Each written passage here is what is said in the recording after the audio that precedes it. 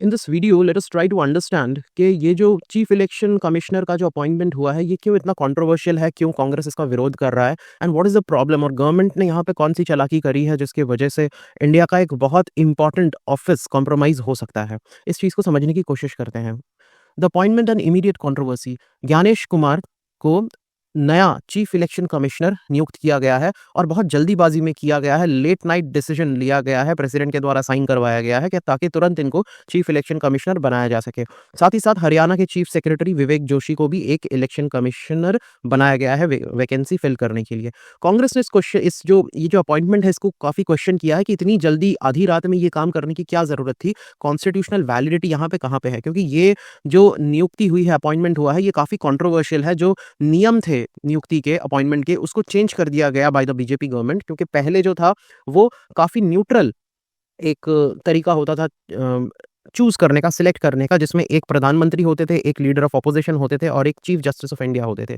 तो ये तीनों लोग मिलके एक पार्टी के हैं, दूसरे सरकार के विरोध के हैं और तीसरे जो चीफ जस्टिस ऑफ इंडिया है वो न्यूट्रल पार्टी है। तो ये तीनों मिलके मोर और लेस एक अच्छा व्यक्ति को नियुक्त करते थे। इस नियम को चेंज कर दिया सेंट्रल गवर्नमेंट ने, सीजेआई को हटा के, चीफ जस्टिस को हटा के होम मिनिस्टर को, कैबिनेट मिनिस्टर को वो जगह दे दी। तो अब एक तरीके से जो मेंबर ऑफ जो ऑपोजिशन ऑफ पार्लियामेंट के ऑपोजिशन है, ऑपोजिशन लीडर हैं, वो एक तरीके से बेकार हो जाते हैं, क्योंकि उनका ओपिनियन माइनॉरिटी ओपिनियन हो जाता है। अगर वो विरोध करे भी तो भी प्राइम मिनिस्टर और होम मिनिस्टर मिलके तो एक डिसीजन ले ही सकते हैं। तो इसलिए अब ये जो है न्यूट्रल नहीं रहा डिसीजन टेकिंग जो पैनल है, और जो चीफ इलेक्शन कमिश्नर है वो पार्टीसन हो गया है। पार्टीसन मतलब अब एक पार्टी का फेवरेट बंदा ही चीफ इलेक्शन कमिश्नर बन सकता है। तो the office lost its credibility. तो ऑफिस जो है चीफ इलेक्शन कमिश्नर का कॉन्स्टिट्यूशनल बॉडी है और उसका न्यूट्रल होना, उसका ऑटोनॉमस होना बहुत ज़्यादा ज़रूरी है। पर ये चीज़ ख़त्म हो गई है आफ्टर दिस डिसीजन, और ये डिसीजन अभी भी कोर्ट में पेंडिंग है। कोर्ट में कांग्रेस इसके खिलाफ केस कर रही है कि ये जो तरीका है चूज़ करने का ये गलत है,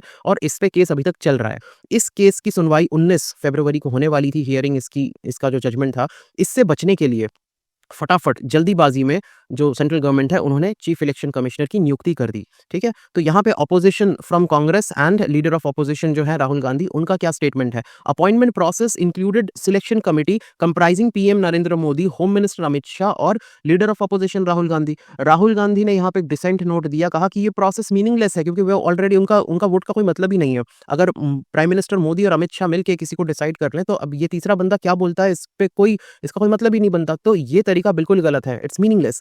ठीक है, और ये जो तरीका है ये सुप्रीम कोर्ट में इसके खिलाफ केस चल रहा है। Congress demanded delay in appointment until the supreme courts February 19 hearing on the matter. Congress ने कहा कि जब तक हियरिंग नहीं होती तब तक इस टाइप का जल्दीबाजी का डिसीजन लेना ठीक नहीं है, जो कि इट मेक्स सेंस, लॉजिकल बात है। ये न्यू जो लॉ बनाया है गवर्नमेंट ने वो क्या है कि चीफ इलेक्शन कमिश्नर और बाकी जो इलेक्शन कमिश्नर्स हैं, ओके, इस लॉ का नाम है chief election commissioner and other election commissioner appointment condition of service and terms of office act 2023। इसमें सिलेक्शन कमेटी जो है वो है प्राइम मिनिस्टर जो चेयरपर्सन होंगे, लीडर ऑफ ऑपोजिशन और एक यूनियन कैबिनेट मिनिस्टर जिसको पीएम चुनेंगे। तो अब ये तो कोई न्यूट्रल पार्टी रहा नहीं, ये पोजीशन पहले चीफ जस्टिस ऑफ इंडिया की थी जो कि न्यूट्रल थे।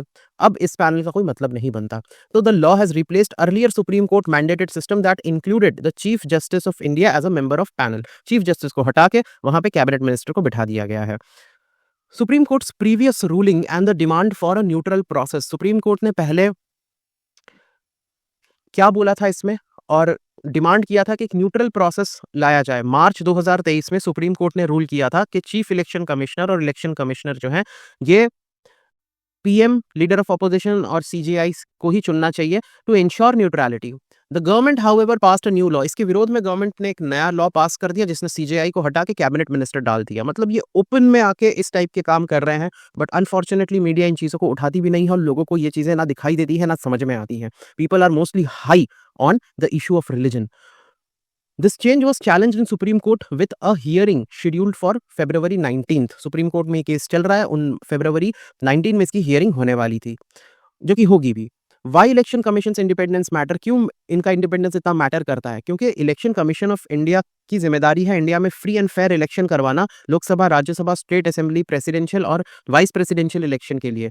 इनका जो डिसीजन है वो बहुत इंपैक्ट करता है इंडिया के डेमोक्रेटिक प्रोसेस में, इसीलिए इनका फ्री रहना इतना जरूरी है। Critics argue that if government has control over this election it compromises the neutrality of ECI. अब सरकार का पूरी तरीके से इन पे कंट्रोल है, कौन बैठेगा, कौन नहीं बैठेगा, तो एक तरीके से ये सरकार के ही, गवर्नमेंट के ही एक ऑर्गन की तरह काम करेंगे। लीगल और पॉलिटिकल इंप्लीकेशन क्या है? Supreme Court had earlier refused to stay the appointment process but assured that its ruling on February 19th will have consequences even if the appointment has already been made। तो stay नहीं लगाया supreme court ने नए appointment में, पर कहा है कि हियरिंग होगी, और हियरिंग कोई फर्क नहीं पड़ता कि सिलेक्शन गवर्नमेंट ने कर लिया है नहीं किया है, जो हियरिंग होगी वो होगी, और उसमें जो डिसीजन लिया जाएगा उसमें जो अपॉइंट हो गया है उसको भी हटाने के प्रोविजंस किए जा सकते हैं। There will be consequences. Congress leader Abhishek Manu Singhvi argue that the new law makes the election commission partisan, वो उन्हीं की पार्टी का मेंबर की तरह काम करेगा, and undermines the democratic fairness. The opposition has demanded that government wait for the Supreme Court verdict. Supreme Court के verdict के लिए रुक जाओ, 19 तारीख को ही आने वाला है, कुछ ही दिन बचे हैं, उसके बाद कर लेना अपॉइंटमेंट। बट गवर्नमेंट से रहा नहीं गया, आधी रात में उठ के उन्होंने ये चेंजेस कर दिए, अपॉइंटमेंट्स कर दिए। अगला क्या हो सकता है? Supreme Court will hear the challenge against the new appointment law on February 19। ये केस होने वाला है। If Supreme Court finds new law unconstitutional it may impact Kumar's appointment as chief election commissioner. अगर ये लॉ अनकॉन्स्टिट्यूशनल मिलता है तो जो नए चीफ इलेक्शन कमिश्नर हैं उनको भी ये इम्पैक्ट करेगा, शायद वो हटाए भी जा सकें।